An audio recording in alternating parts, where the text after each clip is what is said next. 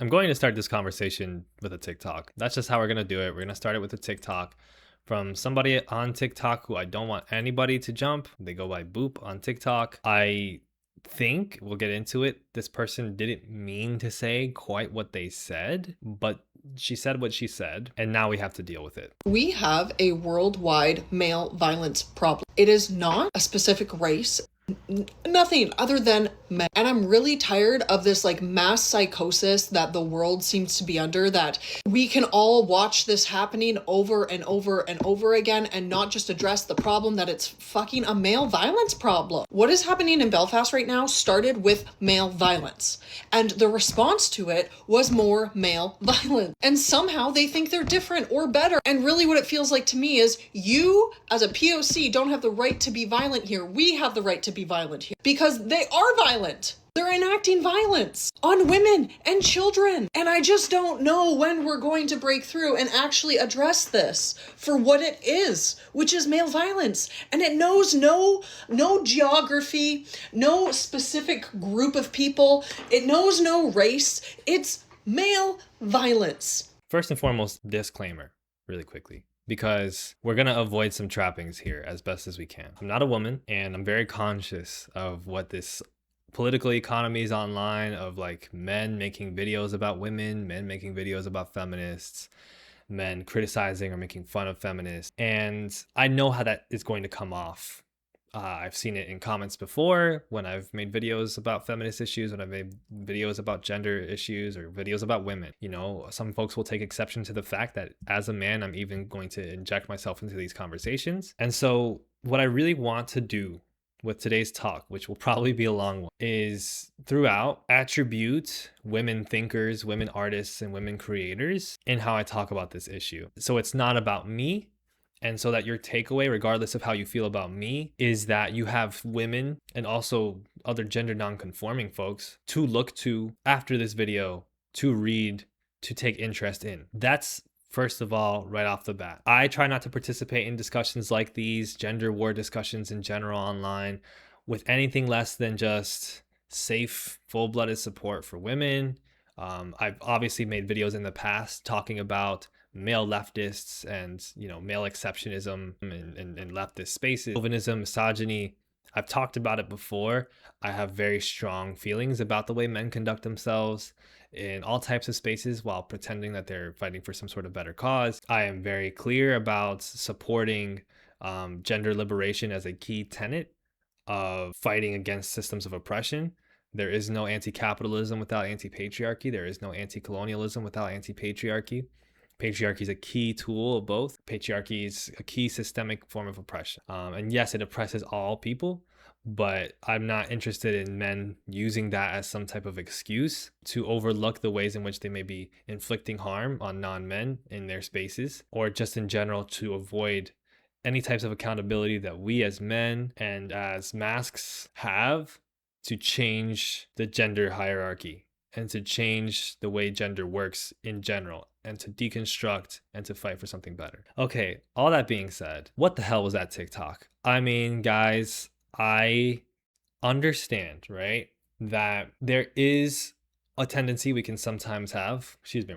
Thanks, Alida. It's very obvious, not obvious. It's very easy to fall into a specific line of thinking when you see the reality. No matter where you go around the world, you will see men oppressing women. That's just the reality. Like, with maybe small exceptions here and there, you will see patriarchy having its claws sunk deeply into societies across the world, across the planet, across, yes, ethnic group and race, right?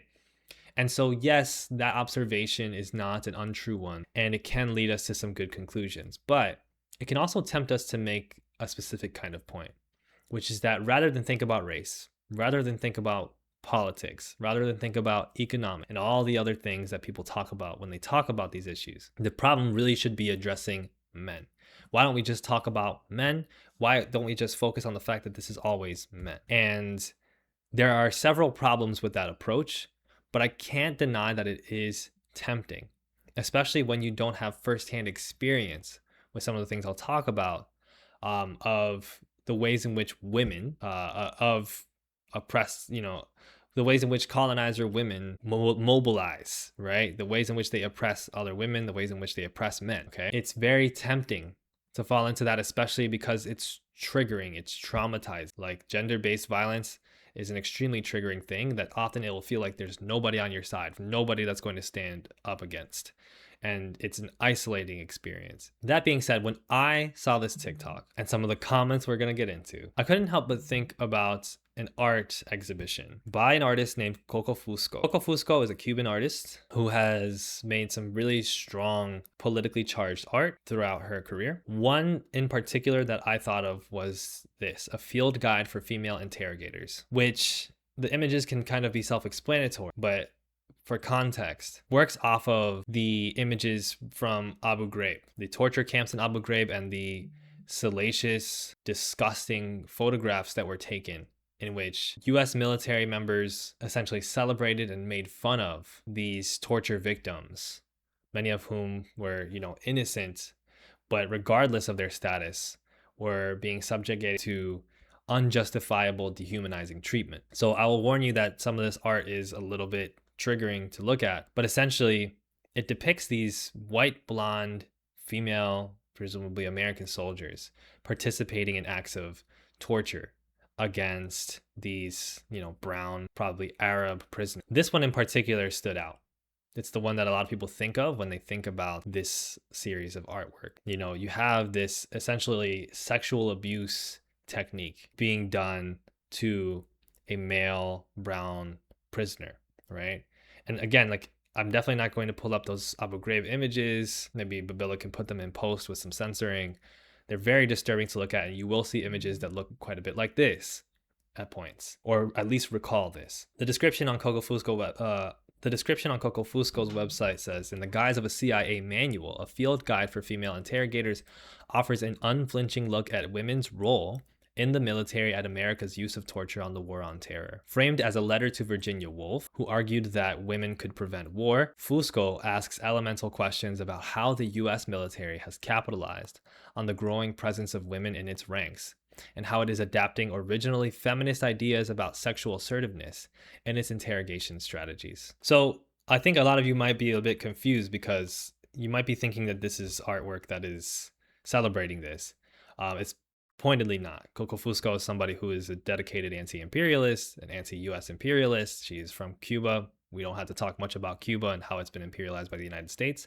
And this art is very provocative and disturbing because it's depicting something that is provocative and disturbing, which is essentially the ways in which the US military and the United States in general mobilizes these supposedly liberal ideas about gender equality, as well as other ones about diversity, and uses them, reappropriates them essentially into new ways to torture people from the global south, to imperialize the global south, to steal its resources, to exploit, to extract, to kill, right? The Right to Sex by Amir Srinivasan is a great shout, Soledad, in the chat. I've got some other books that I'll shout out today, but I do recommend that folks check out Coco Fusco's work. This is also an artist who did this. This is also the artist who did this work, Bare Life Study #1. It's a 14-minute video in which she essentially dresses up. Coco Fusco, Bare Life Study #1. In this video, she dressed up as a military leader, an American soldier woman who is participating in the torture of these women prisoners and some male prisoners as well.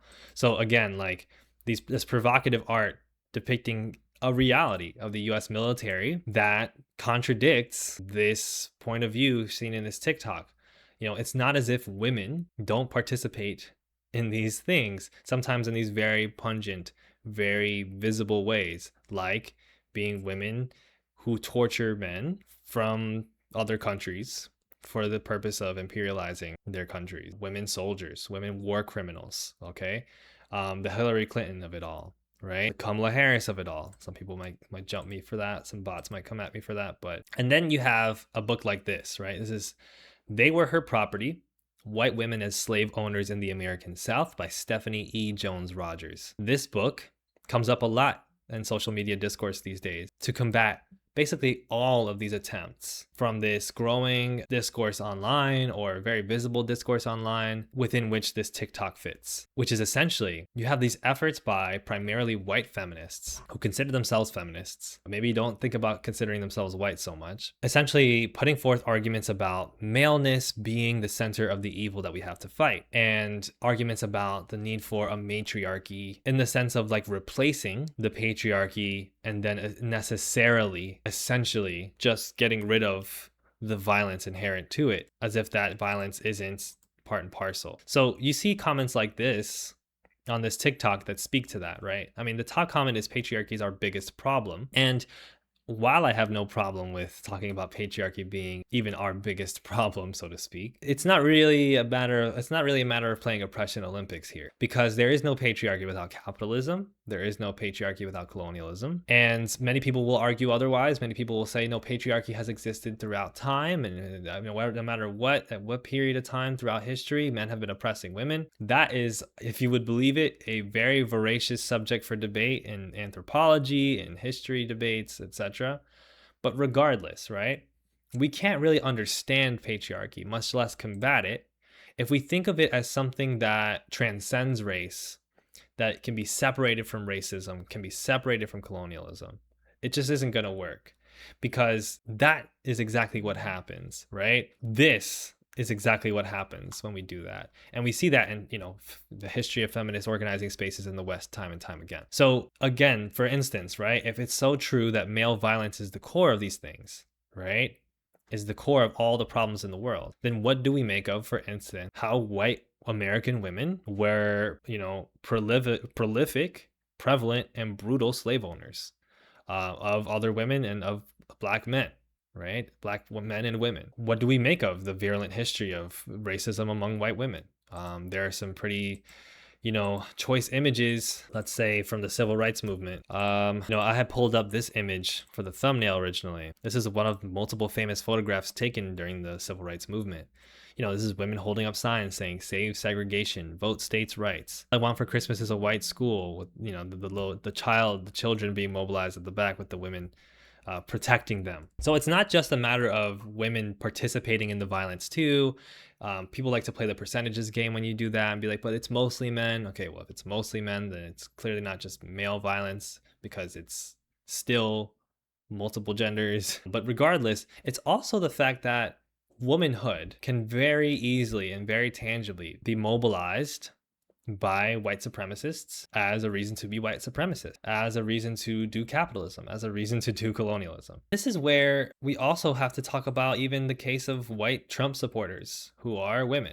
Okay, this is an article from The Emancipator by Halima Abdullah. Why do we keep expecting white women to vote differently? 7 decades of exit polling, research, and data analysis by myriad political scientists consistently points to one conclusion: white women, by and large, tend to vote Republican. Okay, this is not imagery that we're unfamiliar with. It's quite bizarre, in fact, to hear these kinds of arguments about male violence, maleness being the thing we have to focus on, matriarchy, in this context, which I am very, to be honest, I'm very pro matriarchy, but if you don't decolonize, you don't understand what a matriarchy is. But like, just having these conversations about men as the center of the problem, while we have Erica Kirk, while we got the Candace Owenses, you name them. The fact is not just that you have some women who betray the movement or sell out, or you have some bad apples. There are very tangible, clear reasons why women would support the oppression of other women for their own gain. And not only that, but to purport it as something that is inherently feminine for them to do, and is inherently empowering for them to do as women, whether it be protecting our children, whether it be protecting women, from fake women like trans women. Of course, TERFs always kind of find their way into these conversations, don't they? Right? Or, as Chinyere Sampson just added with the super chat, thank you so much, Black people were lynched to supposedly protect white womanhood. I was just listening to a conversation with the great theorist, not necessarily just theorist, but like writer and historian Lale Khalili, who writes a lot about shipping and global trade, another person that you should check out. And she was talking about, how white womanhood was a key sort of narrative in terms of the British invasion of Aden in the Middle East, right? European imperialism and colonialism has often used the white woman figure as this thing to protect white women, as the purity of white women that these folks are mobilizing to talk about why male violence is the problem and women have to be protected, or women are not the problem. That same sort of essentialist view of gender is mobilized by white supremacists to justify why they had to go kill brown people, because of these brown savage men, these black savage men that exploit and commit violence against white women. Right? We got J.K. Rowling, we got Phyllis Schlafly, we got Anita Bryant, the names go on and on, Christy Nome. And so this conversation is really fascinating because I think there is a key, actually Narita Zaraki has a great chat as well. The cult of womanhood is a patriarchal cage that is also central to white supremacy and the imperial project. What I'm going to be arguing too today is that we can even take a step further from how we're used to debunking this argument. We're used to saying we need to focus on intersectionality. We're used to saying white feminism is not a feminism for all. But what I'm kind of going to put forward, and some of the thinkers I'm talking about here are going to kind of put forward here, is that white feminism is necessarily colonial. It isn't just feminism for white women. No such thing exists in a sense. And it's not gender liberation at all. What white feminism is just another arm of the oppressor. White feminism is colonial. White feminism is capitalism by a simply rebranded name and rebranded image. And this is a distinction that makes it even easier sometimes to have these conversations, because we don't just have to keep putting qualifiers on every statement that we make. We don't just have to talk about every single adjective on top of capitalism, and there's some use to this term sometimes, but like saying, white supremacist, cis hetero, patriarchal capitalism, colonialism, right? But we can actually view this all as one thing. The one thing is colonialism, let's say. For the sake of this conversation, we'll just say this one thing is colonialism. And it just has all these faces and it has all these moves, okay? But it is one thing. It isn't these separate, disparate things that are all connected, because it's really one person who's got a lot of different words, right? Who's got a large vocabulary. Like oppression has a wide vocabulary. It's not several different oppressions that all have linkages together. Right. So I say this because, for instance, and I think this is not a bad thread at all. Right. But I saw this thread on the subreddit Ask Feminists. I keep hearing the word white feminism. What does it really mean? And many of the comments kind of go at it from that first approach. It's when white women are all for gender equality, but don't want to talk about or even acknowledge racial inequality and how that intersects with them. This is correct, right? This is a good answer. But also, this is inherently not the same. It's a catch-all for women who only care about feminism when it affects them directly.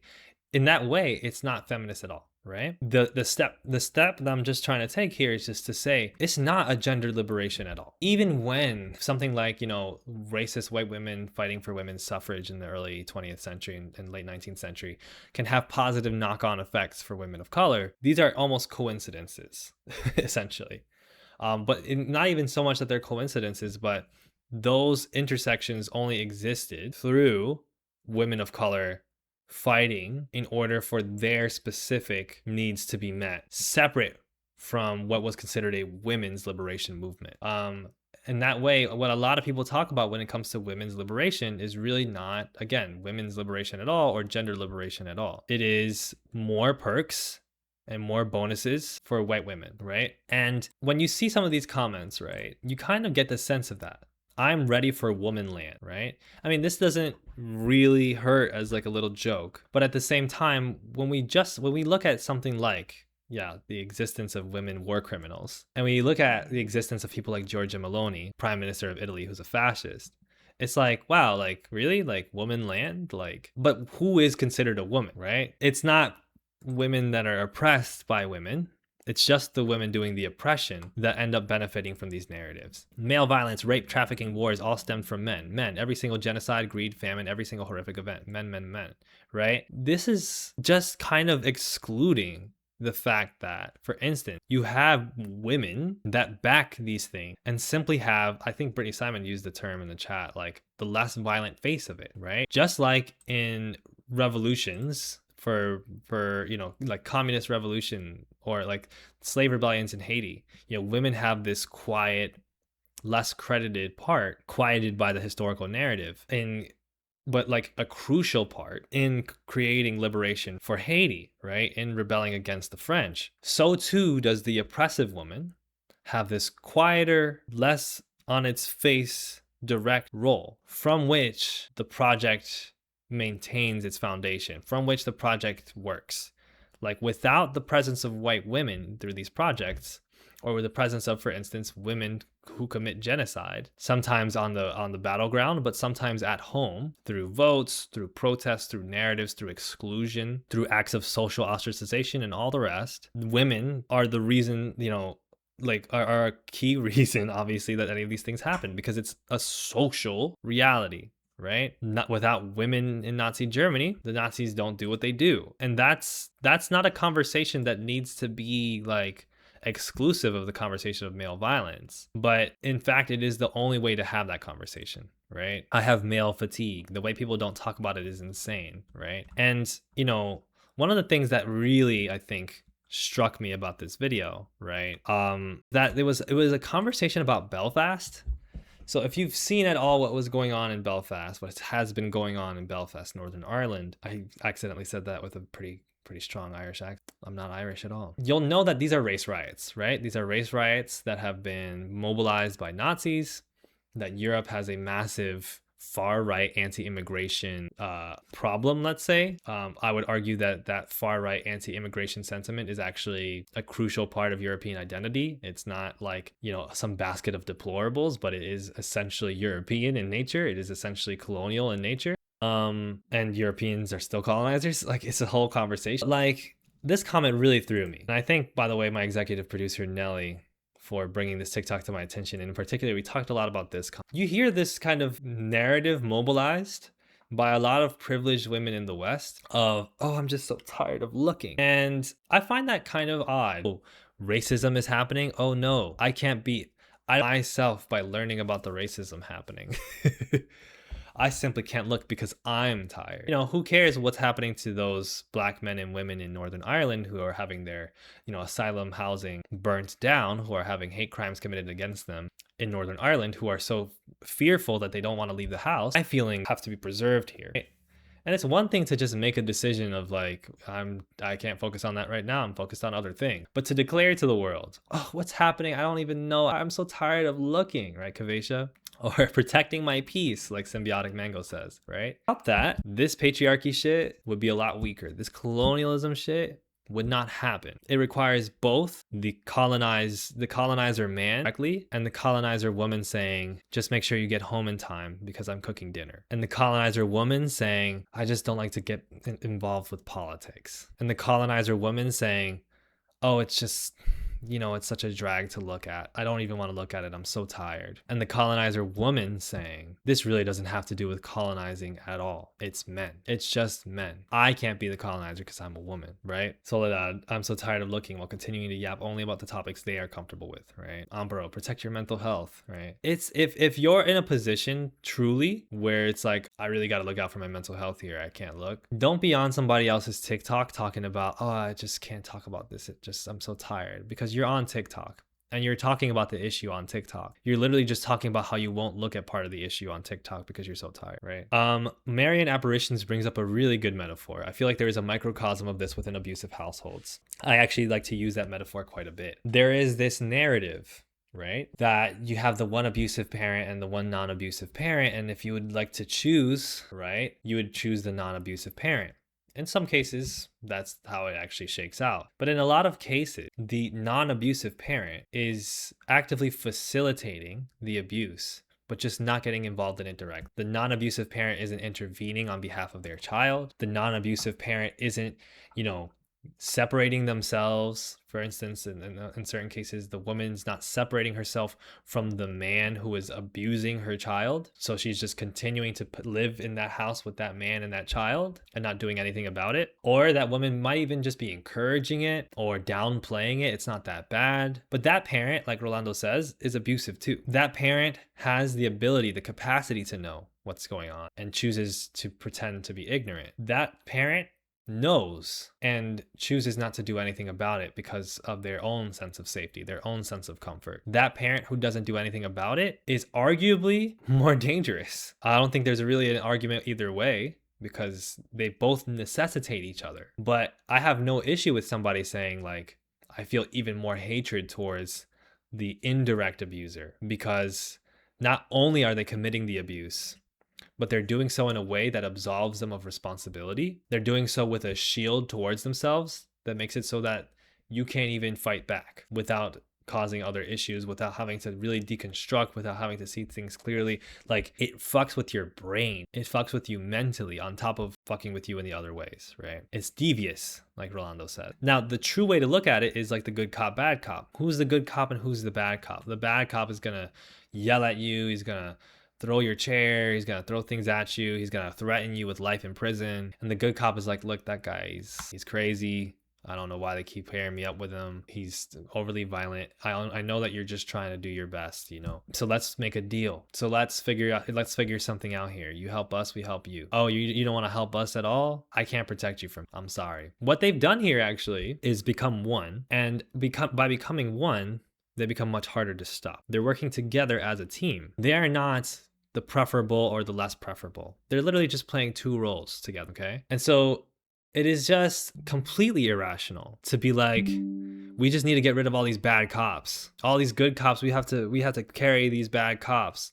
I'm so tired of pretending like the problem is, you know, policing, and the problem is the prison system, and the problem is colonialism, when the problem is all these bad cops. It's always these bad cops doing these things. And then that's how they get you. And then they limit also the scope through which you can have discourse, because anytime you push back against that, then they have the justification to continue enacting violence against you, because it's like, you don't even want to be reasonable, you don't even want to meet us in the middle, you clearly just have like some sort of hatred in your heart, right? So that's the big problem. And I think one of the ways in which you can see how white feminism, right, is really just colonialism is through how selective even the idea of womanhood is. Who gets to be a woman and who doesn't get to be a woman? Do we all think that linguistically people have had the word woman in their vocabulary and man in their vocabulary since the dawn of time? Do we think that these ideas, man and woman, two genders, are naturally occurring ideas? I'm not talking about just like, you know, biological difference or whatever. I'm talking just literally just about the ideas, the linguistics,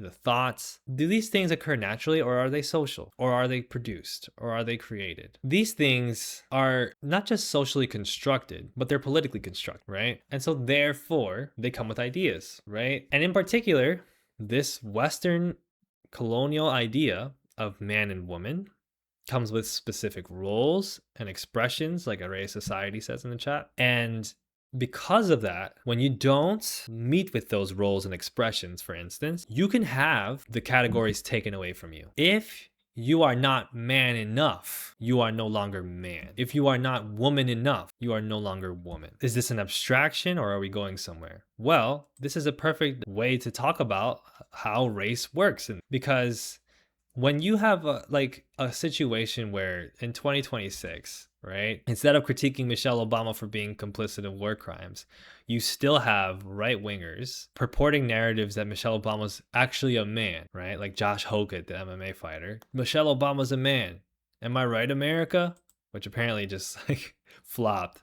Like, even the right wingers are trying to distance themselves from that narrative in the official capacities, but that doesn't come from nowhere. We've heard those narratives about Michelle Obama's a man, Michelle Obama's a man for years, right? Since, you know, the 2008 primaries, okay? And it's such a specific, bizarre thing to think, you would think, right? Well, of course she's a woman. Of course she's a woman. Maybe they're just saying that because they're racist. Well, yes, they're saying that because they're racist. But also they're saying that because of their ideal. They're saying that because they're colonizers. They're saying that because gender is something they care about. Women, in their minds, is something that they care about. And therefore, some women are not women. Why? Because they don't meet the ideal. You guys gotta kind of get what I'm saying here. So when we have these conversations about, for instance, the black woman in society, the black female body, this is a piece by Naoya Akwate and Shatima Threadcraft, called Perceiving the Black Female Body, Race and Gender in Police Constructions of Body Weight. You see how specific, you can say intersections, specific qualities, and specific also just assumptions of Black women not only exist to make fun of Black women, to demean Black women, to hate them. They're not just like hyper misogyny, right? They are something a little different.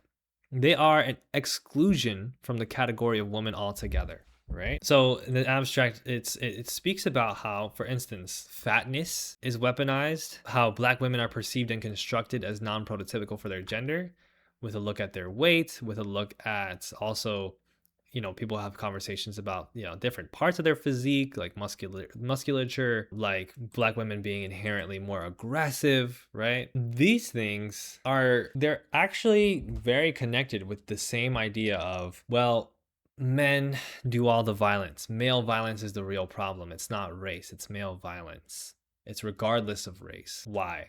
Because what if you're a woman and you are perceived as violent? Then, if men are the ones who do the violence, but you're a woman and you do violence, well, maybe you're not a woman at all, right? Transmisogynoir is a great word. CTSRS says in the chat. This is where, transphobia springs from, and it is where misogynoir springs from. You necessarily have to separate Black women as not being women. Why? Not because even there's some type of evidence of Black women being more violent. Obviously that doesn't exist. But because in our society, they are feared. They are perceived as more violent. They are perceived as being part of the problem. And that is incompatible with womanhood, because women aren't violent and women aren't something to fear. They're something to protect, and they aren't part of the problem. They're part of the solution. Do you see what I'm saying? So even when you're somebody who can consider yourself like anti-racist, or, I love Michelle Obama, I love Hillary Clinton, I love, it doesn't matter what race you are, I love women, right? Fundamentally, your idea that male violence is the root of the problem and that women,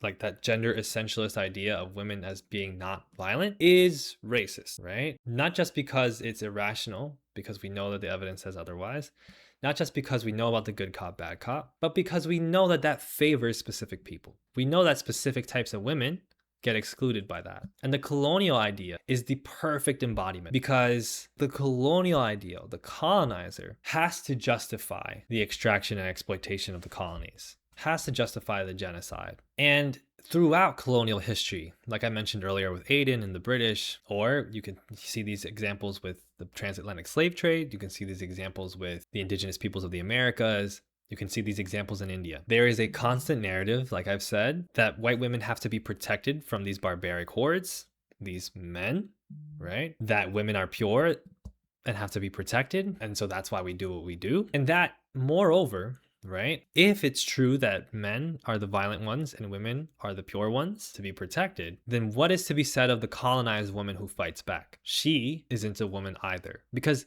if you're a colonized woman and you're fighting against us for protecting women, you're fighting against us for killing those barbaric men of your land, then surely you must be no woman at all. This is why Fanon says that, the Marxist approach of anti-capitalism has to be stretched, so to speak, with regards to colonialism. There's a lot of controversy about that. I think Marx is a pretty strong decolonial thinker, specifically in his late years, but that's a whole other conversation. But regardless, Fanon is right in that he specifically says it's not just about the material exploitation, right? Similar to different things in capitalism that Marx theorizes about, colonialism requires a psychological exploitation, a psychological campaign. It's a theoretical campaign. I don't just take shit. I have to change you. I have to change the way you think, the way you feel, the way you look at yourself. If I don't do that, then the colonial project doesn't hold up, right? And so I do that through these different ways in which I pit you against yourself, whether it be different tribes in a place that I colonize fighting against each other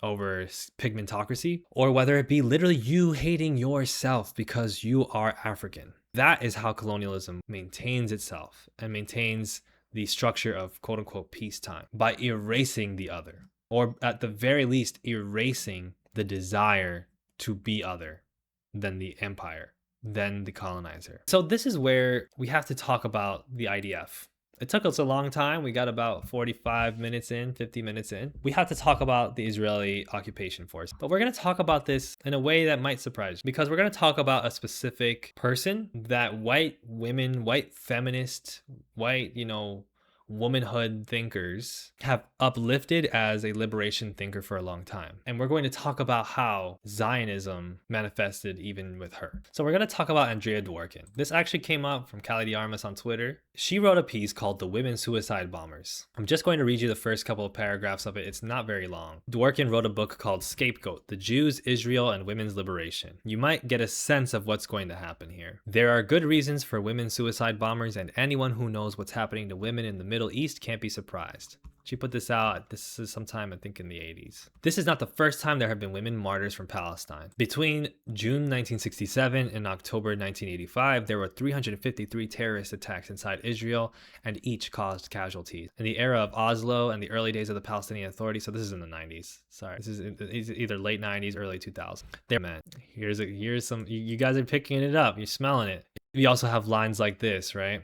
The Palestinian community is not sacrificing low women, women of no accomplishment, women with no future. Instead, the women suicide bombers are the society's best in terms of human resources, a perverted example of the best and the brightest. There are reasons for this. The first has to do with sexual abuse. Israeli and Palestinian feminists have worked together in crisis centers to repair the torn hymens of Palestinian rape victims. I'm sorry for how gross this is. I figured that you guys have had the trigger warning already, but yeah. So I will stop you right there. First of all these honor killing narratives, we've seen them debunked. These narratives of Muslims being especially misogynistic, which carry on to this day, at the very least, you cannot take seriously from Westerners who elect far-right presidents specifically with the approach of, we're going to indoctrinate women, we're going to force women to carry children to term after rape, we're going to force women to do whatever we want them to do. There is no American that can stand in front of a Muslim from a MENA country and say, you are especially the misogynist, you are especially the problem with patriarchy. And then also the idea of the hymen break, like, this is so antiquated in so many ways, and oftentimes people will use that antiquated nature as a way to dismiss this kind of virulent colonialist narrative. Oh, it was early on, it was the early 2000s, people didn't know that hymen wasn't that big of a deal, or hymen not being that big of a deal, that's not the phrasing. People didn't know that the hymen narrative was one that is steeped in like this Western virginity, purity culture ideal. People didn't know that like women weren't killing themselves because actually Muslims were just so evil and misogynistic. But like, we also just had the evidence, the scholarship was already there if you cared to look at it, that of course the Nakba was ongoing, that of course the entire Israeli project was a colonial project, a settler colonial project, that Palestinians were suffering from genocide. And you see what the male violence narrative does. You see what the endemic patriarchal violence narrative does. It doesn't end up supporting women. Palestinian women are essentially told, like, this is crazy logic, right? Told by a feminist figure like Dworkin, you are best when you kill yourself. You are the best and the brightest because you kill yourself so that you can liberate yourself from these evil men on both sides. And that's not supposed to be an act of violence. That's not supposed to be a violent way of thinking. That's not colonial. Again, that's how it goes. But this is one of the key things that Israel has deployed in its Hasbara campaign to justify its existence, to justify its ongoing settler colonial project, to justify genocide. Here you have another paper by Florian Gries, Sexual Politics in Israel's Defense Narrative, the Gendered and Digital Militarism of Israeli Self-Representation. You also have another piece here, Some of My Best Enemies Are Feminists, on Zionist Feminism by Sophie Lewis. Both of these will be linked in the description for the VOD. But all of us are familiar with these images. In every role, in every mission, women in the IDF prove there's nothing they can't do. And then, they're right. I mean, in a sense, they can torture Palestinian prisoners just like the men can. They can murder innocent children just like the men can. They even can participate in sexual abuse, torturing victims, Palestinian victims, much like in Abu Ghraib, much like what Coco Fusco was depicting, just like the men can. And this is the kind of feminism that isn't really a feminism at all. Because if you can't stand against this, then how on earth are you going to stand for gender liberation? How on earth are you going to stand against injustices committed against women when you are part and parcel of one of the most prolific violences against women. And that's where claims from those comment sections about like men do everything, they commit genocide. Men, I mean, Israel constantly packages itself as like the only democracy in the Middle East, the most equitable place for women in the Middle East. You know, they had an Israeli woman prime minister. The United States has never had a woman president. That's because we're not as feminist as Israel is, right? All of this stuff is the manipulation of any type of narrative of gender liberation, specifically to suit a colonial narrative. Because when you're talking about gender essentialism, when you're talking about men and male violence being the essential problem, this is the hop and skip away. Right? And this is the thing, right? One of the ways you can tell that an argument isn't really valid or it doesn't really make sense is that question of cui bono, or who what. It's the question of who benefits from this, or in turn, like what is the solution being proposed? So if the problem is male violence, if the problem then is an innate problem with men and their violent nature, or even if you don't say it's nature, but it's socialization, but it's just the socialization of men to be violent, then what is to be done? What do you do? If you have a naturalist view of this, you just think men are inherently more evil, and then you get comments like, and I swear I have a screenshot of this that I'll put on screen. There are comments on this TikTok I showed you earlier that are like, we just have to like stop giving birth to so many men. Just stop giving birth to so many men. You know, it's a problem solved, right? But also, if the problem is squared as like, at the end of the day, men keep doing genocide, men keep doing violence, then it's like, well, then we don't have to worry about thinking about genocide. We don't have to worry about the IDF. We don't have to worry about US imperialism in Latin America or in Africa. We don't have to worry about the extraction of cobalt from the Congo. The problem is men. It's just men. It's just men. We figured it out, guys. It's just men. It's just men. This is where like strong beliefs based in abstractions can be antithetical to morality, because morality has to be a process of remaining open-minded and trying to figure out what would be the best thing to do. If your thoughts, if your viewpoint of the world is so based in like a strong belief system of an aversion to a specific gender, or so based in like just the abstraction men are the problem, what a sweeping abstraction that is, right? Not even necessarily a bad one, but still a very sweeping abstraction. It becomes very hard for you to make moral choices, because why bother to organize for universal healthcare in the United States if I have to work with so many men? Men are the problem. They're the violence, right? Just have men stop being violent. Like that's what I'm fully focused on. Right? Why bother to stand against genocide in the Middle East when the Middle Eastern men are violent? This view also, as some people have pointed out in the chat, in essence is necessarily excluding women's agency. Women can't commit violence, right? Which is simultaneously a project of erasure of women and queerness and anti-colonial struggles, and also a tool for justifying colonial violence, and a method for sorting capital and colonial social organization. So what I mean by that is, for one, the woman who's violent is not a woman. Never mind that we all have different degrees of agreement. We can't agree on what violence is, because violence is a social idea, right? That's given to things that the society deems that aren't good. And the society deems that they aren't good because they go against the political economy. So I can be anti-violence, but support the cops, right? I can be anti-violence, but support the troops who sacrifice what they have to sacrifice in order for us to be free. But that's not violence, right? If they commit drone strikes against civilians in Yemen, that's not violence though, okay? So that means also that the woman who is like, actually, free Palestine, I do not condemn Hamas, for instance, that woman, she's violent. That woman's violent, but the war criminal isn't. The other part is, it's a tool for justifying colonial violence. As we've said, these swarthy, savage, rapist men are a perfect villain, a perfect red herring for doing any act in the name of protecting women. They use this narrative all the time on the right wing. That's how you get the anti-abortion laws, because they're trying to protect life, protect the family, which is protecting the woman, right? And the woman's not violent, so she can't protect herself. So that's why we have to stop women from getting abortions, because the family unit is the way that we protect the woman. And you all say, oh, it's hypocritical, it's nonsensical. Well, it is, but it's from basically the same logical tree as male violence is the problem. And lastly, maybe most importantly, and something we've talked about in previous videos about, oppression of women, it's a method for sorting colonial and capitalist social organization. The man goes out and makes the bread, the woman makes the babies. The woman can't protect herself. She isn't violent. The woman is peaceful. The woman is nurturing, the men are violent. So therefore, the woman stays home and she has the kids. And anything that the woman decides, no, I want to do this, you can't let her do that. You can't let her do that because she's not going to protect herself.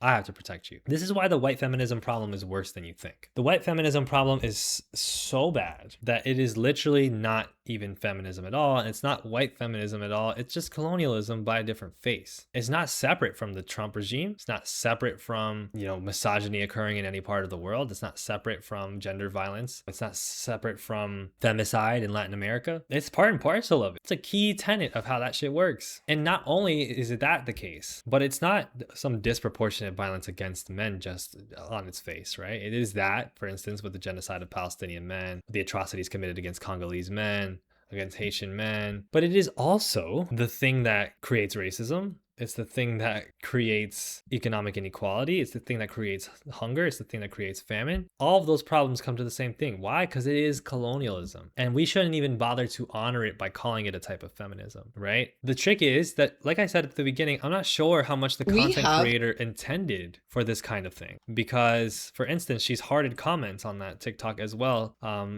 saying we'll never escape patriarchy as long as we're trapped under capitalism.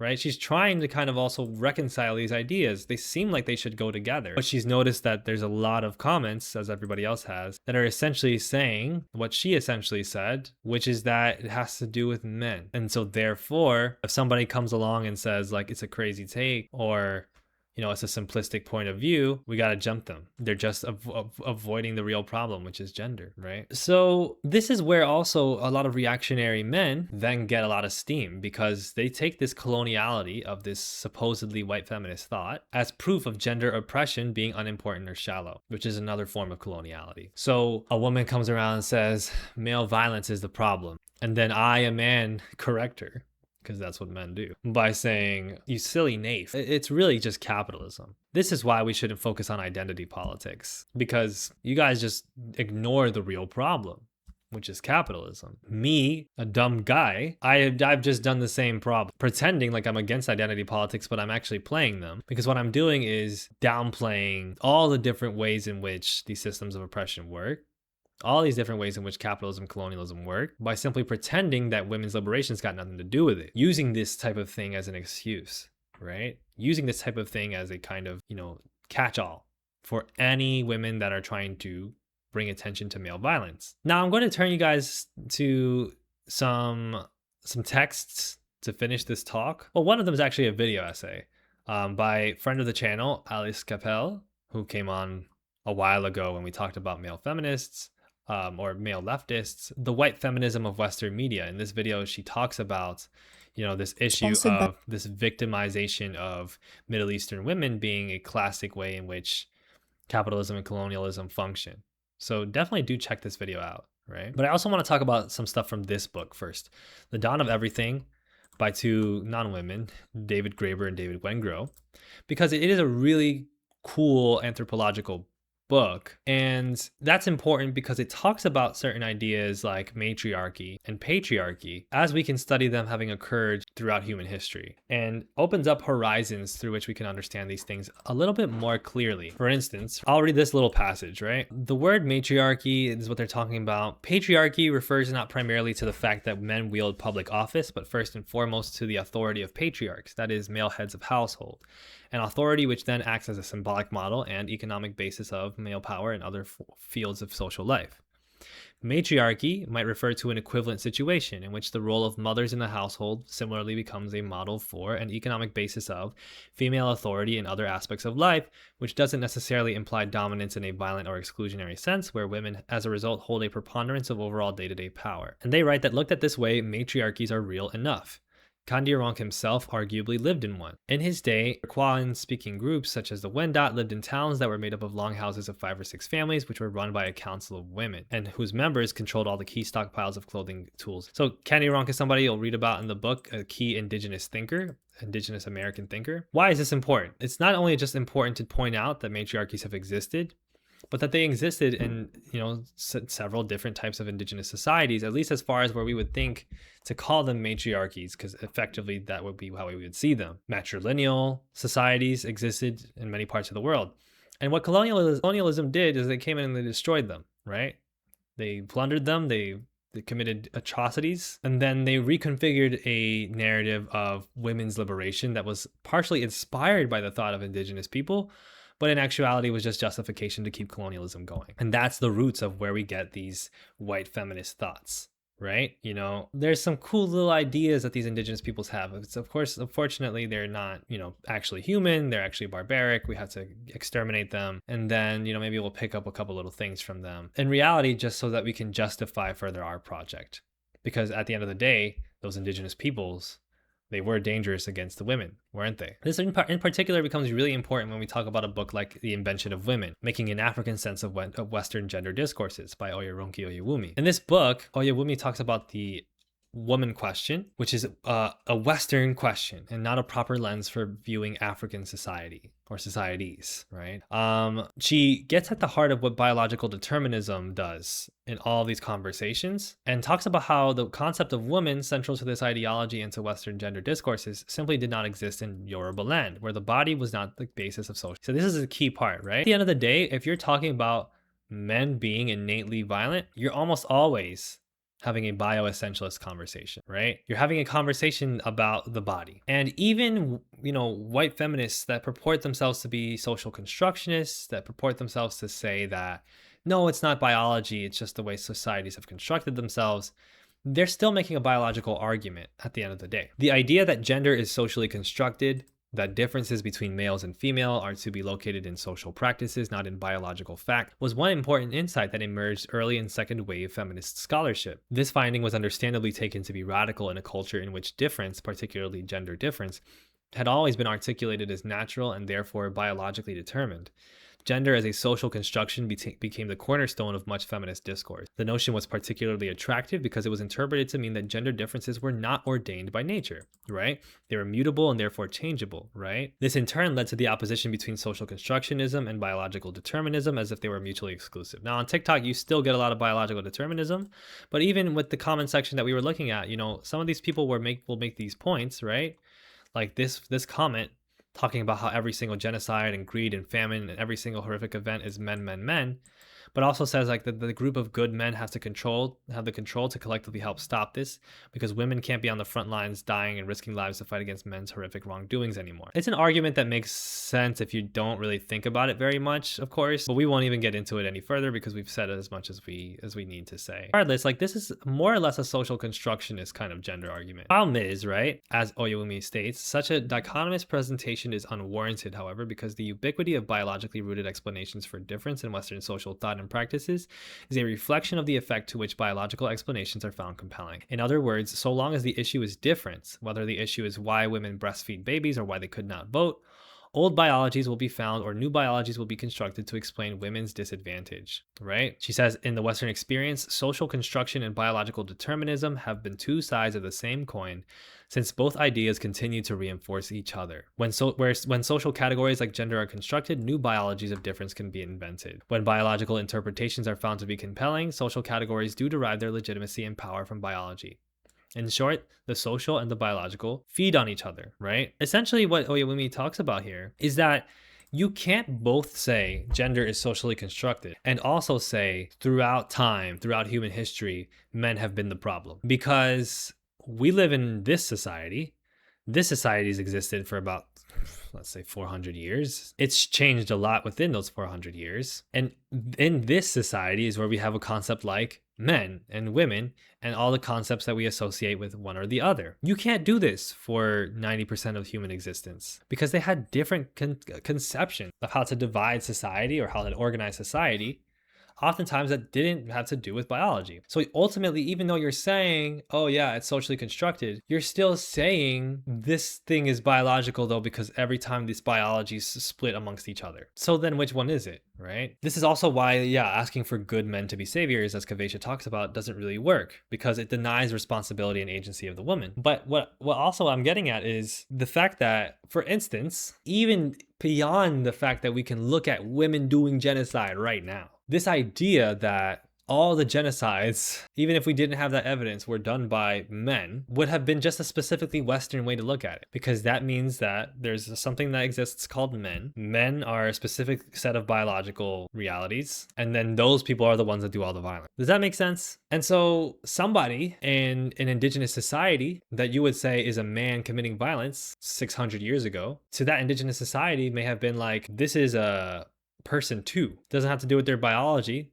They just fulfilled this role in society and then they committed this act of violence. Or this is a person 4, or this is a person X, or this is a person G. Doesn't have to do with their body parts, but it's actually because their matrilineal line is one that is associated with this natural occurrence, or one that is associated with this ancient tribe or this ancient mythology, all these things. So you would look at two people from an indigenous society and say these are two men, because you're looking at it from a Western lens of these both are men. But in that indigenous society, it'd be like these are two completely different types of people, categories of people. And in fact, that is what you do in the West anyway, because you do not see the white woman and the black woman as the same thing. So it doesn't even hold up according to your own rules. Does that make sense? That's exactly what, Garth Astrology talks about, the Hokut Michelle Obama expression of colonialism, right? And so to prove that, right, finally, right, we should talk about a book called Male Daughters and Female Husbands by Ife Amatsiume, Gender and Sex in an African Society. And for this, I'm going to put on a video, just a couple, like a minute or two of it, from The Conscious Lee, content creator on this app you should check out, about this book and about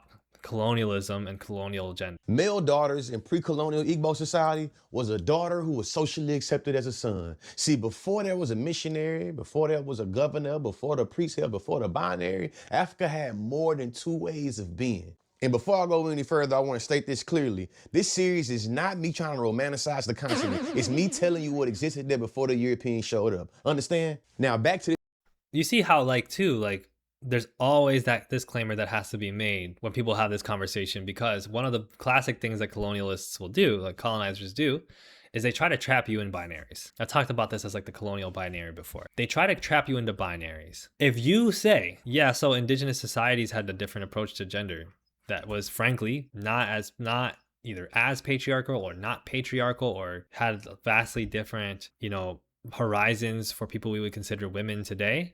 If you say that, they go, you're just romanticizing indigenous peoples. Oh, you're just like glorifying them. You're not treating them as human. This is the noble savage, etc., etc. And they trap you there, right? Because they have these moves, not because they actually produce knowledge, right? The colonial Western system doesn't actually produce knowledge. It doesn't actually produce good conversation. It doesn't produce good exchange of information. What the colonial system of knowledge does is categorize people, ultimately with the purpose of who is for and who is against, right?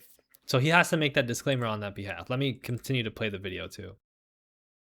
this historical analysis, man. The history of male daughters in Nigeria is specifically an example of pre-colonial gender fluidity, one that goes outside of the Victorian era that expertly was documented by an anthropologist by the name of Ife Amadou, and I apologize if I'm saying that wrong. You know I'm a little country.